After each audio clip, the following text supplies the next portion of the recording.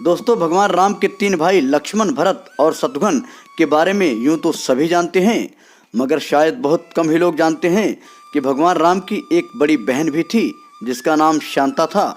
चारों भाइयों में शांता सबसे बड़ी थी। रामायण महाकाव्य की बात करें तो मूल रचना ऋषि वाल्मीकि द्वारा की गई है, लेकिन अन्य संत, वेद और पंडितों जैसे तुलसीदास, संत एकनाथ आदि द्वारा भी इसके अन्य संस्करणों की रचना की गई है। ऐसे में प्रत्येक संस्करणों में अलग अलग तरीके से रामायण की कहानी का वर्णन मिलता है। रामायण से जुड़े प्रचलित किस्सों से सभी लोग परिचित हैं। रामायण के मूल चरित्रों के बारे में भी सभी लोग जानते हैं। भगवान श्री राम से जुड़े हर किस्से को भी लोग जानते हैं, जैसे कि भगवान राम राजा दशरथ और देवी कौशल्या के पुत्र थे। भगवान राम के तीन भाई थे जिनका नाम लक्ष्मण, भरत और शत्रुघ्न था, लेकिन इस बारे में बहुत कम ही लोग जानते हैं कि श्री राम जी की एक बहन भी थी जिसका नाम शांता था, और शांता सभी भाइयों से बड़ी थी। रामायण महाकाव्य में देवी शांता का जिक्र बहुत कम ही सुनने को मिलता है।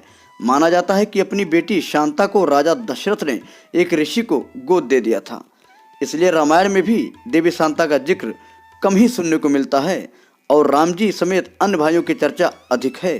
देवी शांता को लेकर अलग अलग मान्यताएं और कथाएं प्रचलित हैं, लेकिन एक मान्यता के अनुसार ऐसा कहा जाता है कि एक बार अंग देश के राजा रोमपद अपनी पत्नी वर्षणी के साथ अयोध्या आए हुए थे।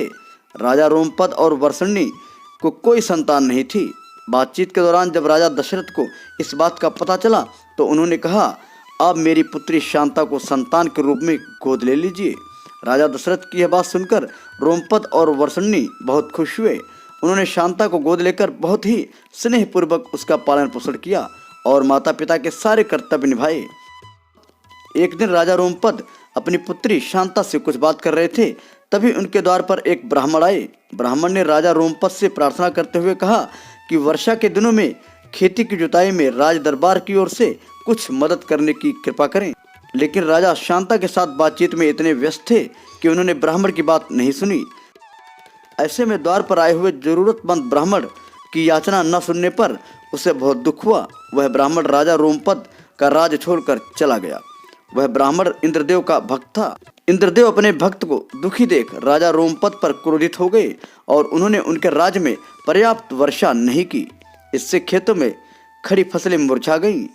इस संकट की समस्या के लिए राजा रोमपद ऋषि श्रृंग ऋषि के पास गए और उनसे उपाय पूछा। तब ऋषि ने बताया कि उन्हें इंद्रदेव को प्रसन्न करने के लिए यज्ञ करना चाहिए। इसके बाद राजा रोमपद ने श्रृंग ऋषि से यज्ञ कराया और इसके बाद राज के खेत खलिहान पानी से भर गए। राजा रोमपद ने ऋषि श्रृंग ऋषि के साथ अपनी पुत्री शांता का विवाह कर दिया और इसके बाद दोनों दंपत्ति सुखपूर्वक जीवन बिताने लगे। पौराणिक कथाओं के अनुसार ऋषि श्रृंग ऋषि ने ही राजा दशरथ को वंश चलाने के लिए पुत्रकामिष्ट यज्ञ कराने का आदेश दिया था। इस यज्ञ के बाद राम, भरत और जुड़वा लक्ष्मण और शत्रुघ्न का जन्म हुआ था। कहा जाता है कि अयोध्या से लगभग 39 किलोमीटर पूर्व में आज भी ऋषि श्रृंग ऋषि आश्रम है और यहाँ उनकी और देवी शांता की समाधि है।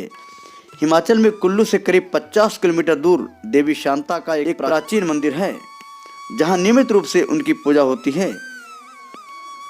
तो दोस्तों, आज की वीडियो में सिर्फ इतना। फिर मिलेंगे नई वीडियो में नए तथ्य के साथ।